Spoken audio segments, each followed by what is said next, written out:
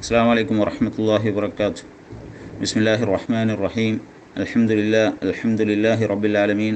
വസ്സലാത്തു വസ്സലാമു അലാ റസൂലിൽ അമീൻ വഅലാ ആലിഹി വസഹബിഹി അജ്മഈൻ. അമ്മാ ബഅദ്. പ്രിയമുള്ള സഹോദരങ്ങളെ, അടുത്തതായി നമുക്ക് ഈ പാഠത്തിൽ പഠിക്കാനുള്ളത് ഇസ്മുൽ ഇസ്തിഫ്ഹാമായ മായെ കുറിച്ചാണ്. മാ ഹാദ. മാ എന്ന് പറഞ്ഞാൽ എന്ത് എന്നാണ് അർത്ഥം വരിക. അതായത് വാട്ട്, ഇംഗ്ലീഷിൽ വാട്ട്. അപ്പോൾ മാ ഹാദ എന്ന് പറയുമ്പോൾ ഇത് എന്താണ് എന്നാണ് അർത്ഥം വരിക. മാ എന്ന ഈ ഇസ്മുൽ ഇസ്തിഫാം നാം ഉപയോഗിക്കുക വസ്തുക്കൾക്കും മൃഗങ്ങൾക്കുമൊക്കെയാണ്. അതായത് ഇത് എന്ത് എന്ന് നാം മലയാളത്തിൽ ചോദിക്കുന്ന ആ രീതിയിലുള്ള വസ്തുക്കളും മൃഗങ്ങൾക്കും മാത്രമാണ് നാം അത് ഉപയോഗിക്കുക. അതായത് വിശേഷ ബുദ്ധിയില്ലാത്ത മൃഗങ്ങൾക്കും വസ്തുക്കൾക്കുമാണ് നാം മാ ഉപയോഗിക്കുക.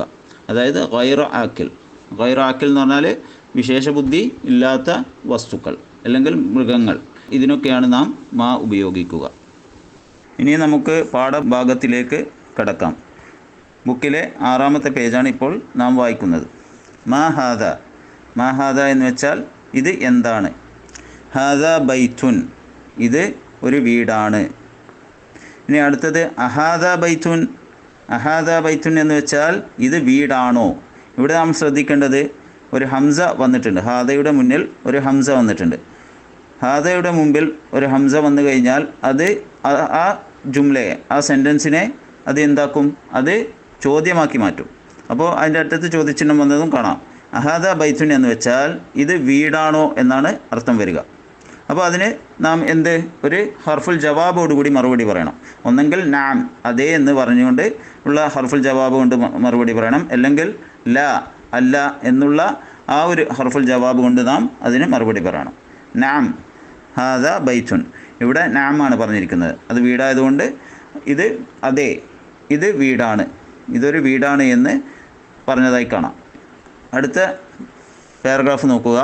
മാ ഹാദ. ഹാദ ഖമീസുൻ. അപ്പോൾ മാ ഹാദ, ഇത് എന്താണ്. അപ്പോൾ അതിന് മറുപടി ഹാദ ഖമീസുൻ, ഇത് ഒരു ഷർട്ടാണ്. അഹാദ സരീറുൻ. കസാര കാണിച്ചുകൊണ്ട് ചോദിക്കുകയാണ്. അഹാദ സരീറുൻ, ഇത് ഒരു കട്ടിലാണോ അല്ലെങ്കിൽ ഒരു ബെഡാണോ എന്ന് ചോദിക്കുകയാണ്. അപ്പോൾ ല, അപ്പോൾ ഹർഫുൽ ജവാബായ ല കൊണ്ടാണ് മറുപടി പറയുന്നത്. അല്ല, ഇത് ഹാദ കുർസിയുൻ, ഇതൊരു കസേരയാണ്. അഹാദ മിഫ്താഹുൻ, ഇതൊരു ചാവിയാണോ. അപ്പോൾ പറയാണ് ല ഹാദ ഖലമുൻ, അത് ചാവിയല്ല. അതുകൊണ്ട് ല, അല്ല എന്ന് പറഞ്ഞുകൊണ്ട് ഹാദ ഖലമുൻ, ഇത് ഒരു പേനയാണ് എന്ന് മറുപടി നൽകുകയാണ്. മാ ഹാദ. ഹാദ നജ്മുൻ, ഇതെന്താണ്. നക്ഷത്രത്തെ കാണിച്ചുകൊണ്ട് മാ ഹാദ എന്ന് ചോദിക്കുന്നു. അപ്പോൾ മറുപടി ഹാദ നജ്മുൻ, ഇത് ഒരു നക്ഷത്രമാണ്.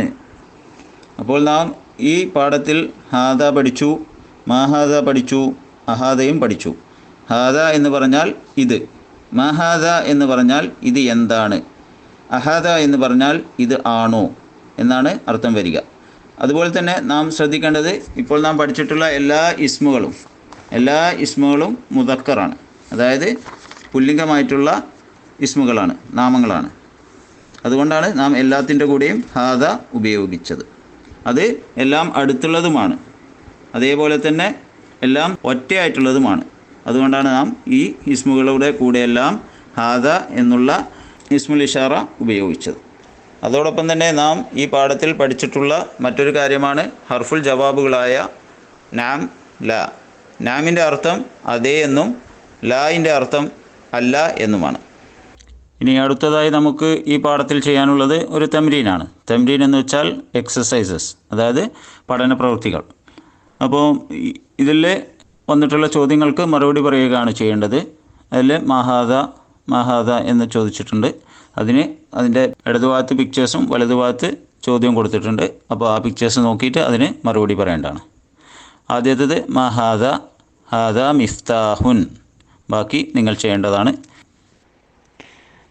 ഇത് ബുക്കിലെ 8-ാമത്തെ പേജാണ്.